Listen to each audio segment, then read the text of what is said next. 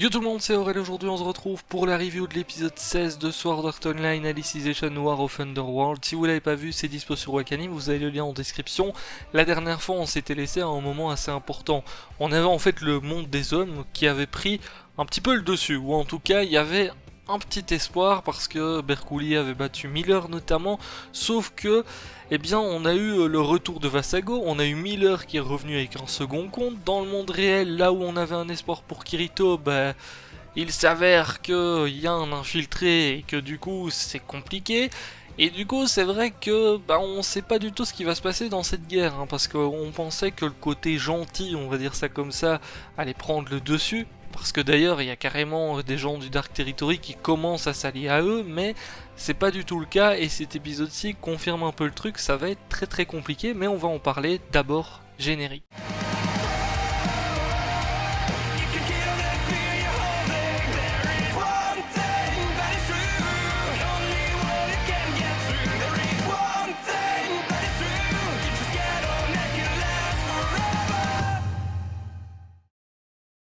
Que dire de cet épisode? Alors cet épisode était très sympa, vraiment bon niveau fight et tout, c'était très propre comme d'habitude, on en a eu pas mal d'informations, notamment même sur des choses en fait qui datent de SAO, ce qui est assez intéressant et j'espère que vous avez vu aussi la fin, parce qu'à la fin il y a une petite scène qui peut directement nous faire penser à quelque chose pour ceux qui ont vu le film Ordinal Scale notamment, mais on reviendra un petit peu là-dessus.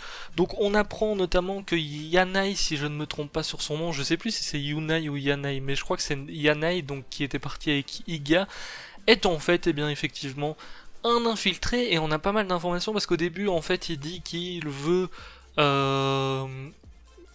respecter, on va dire, la volonté de Sugo, hein. Sugo c'était le mec qui était derrière Alfheim Online, enfin vous savez, qui avait enlevé Asuna et tout le tralala, et notamment ça c'est déjà une première chose, sauf qu'on apprend aussi qu'il a déjà été dans l'Underworld et que notamment, actuellement il est sous les ordres d'administrateur. Alors ça c'est un truc que je m'attendais pas du tout, que ça soit l'une ou l'autre histoire, je m'attendais pas du tout à ça. Moi je me suis dit vas-y c'est juste un gars qui est payé par les Américains ou un truc comme ça, et j'avais vu passer une fois sur internet en fait une image où on voyait donc Yanai, et à côté une image où on voyait les premiers envoyés, vous savez, sur, dans l'Underworld, et notamment il y avait un mec qui avait la même coupe de cheveux, donc j'y croyais pas trop, mais finalement effectivement il y est allé, et notamment c'est lui qui a instauré, vous savez, les codes dans les yeux et tout pour Administrator, on va dire ça comme ça, donc il est aux ordres d'Administrator actuellement.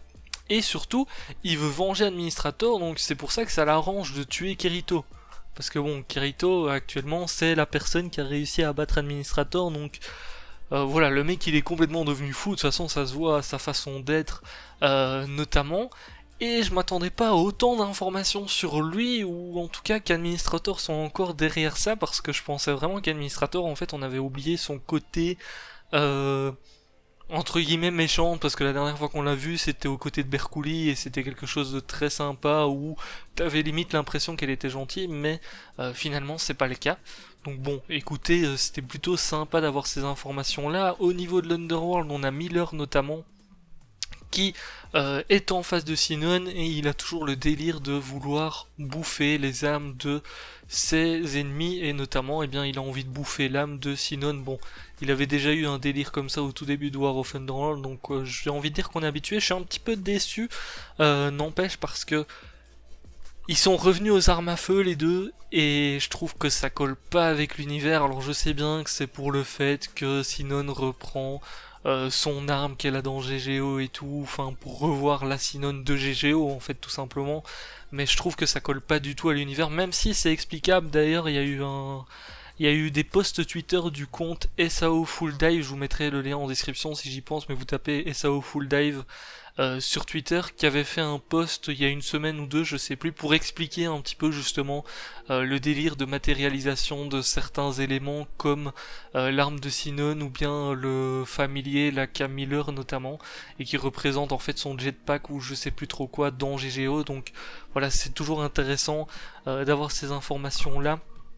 En tout cas, mais c'est vrai que c'est un petit peu dommage le fait qu'il y ait des armes à feu. Je dois avouer que c'est un petit côté qui me dérange. Après, j'espérais qu'on voit un petit peu plus le fight. Malheureusement, on l'a pas trop vu. Encore une fois, Kirito est intervenu. Il a déjà eu plusieurs interventions dans le même genre où son âme intervient pour aider ses alliés parce qu'ils sont liés.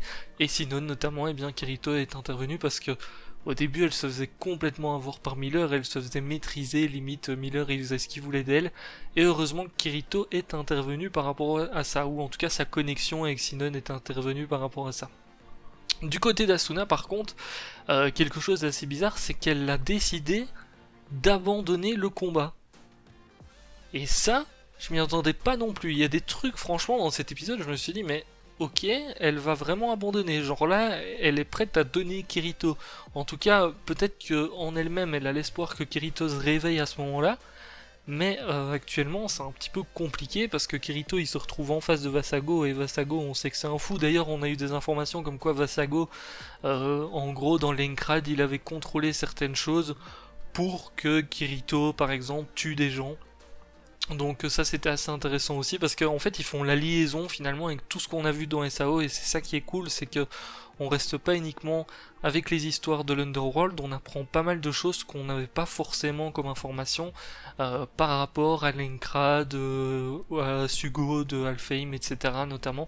Donc ça c'était plutôt cool et là c'est vrai que c'est compliqué parce que Kirito est en face de lui. Sauf qu'il est toujours, Kirito c'est toujours un légume à l'heure actuelle, donc c'est vrai que c'est très compliqué à ce niveau-là, on verra bien ce qui va se passer du coup par rapport à ça. Et après l'opening, on a une scène où on voit, pour ceux qui n'ont pas reconnu, le système ordinal. Donc le système ordinal, c'est quelque chose qu'on a pu voir notamment dans le film Ordinal Scale, c'est ce qui a été utilisé en gros pour pouvoir enregistrer les souvenirs que les gens avaient par rapport à Yuna dans le film notamment. Donc les souvenirs qu'ils avaient par rapport à Yuna quand ils ont été dans SAO par exemple. Et du coup on voit ce système qui est à la fin. Donc là, il y a plusieurs théories. Est-ce que Yuna va réussir à débarquer grâce à ça dans l'Underworld ? Personnellement ça me ferait plaisir de la voir, surtout que dans le dernier épisode j'en ai pas parlé, mais apparemment on a vu Eiji aussi à un moment donné parce qu'on a vu un mec avec la même écharpe. Apparemment ça serait Eiji, ce qui serait plutôt logique, surtout que maintenant on nous montre de plus en plus des trucs d'Ordinal Scale, donc voilà. Est-ce que du coup le but c'est de ramener Yuna comme ça et qu'elle va peut-être intervenir justement pour sauver Kirito, même si j'aurais un petit peu du mal avec ça parce qu'on voit le système qui redémarre tout seul. Alors il faut savoir qu'en fait dans l'animé,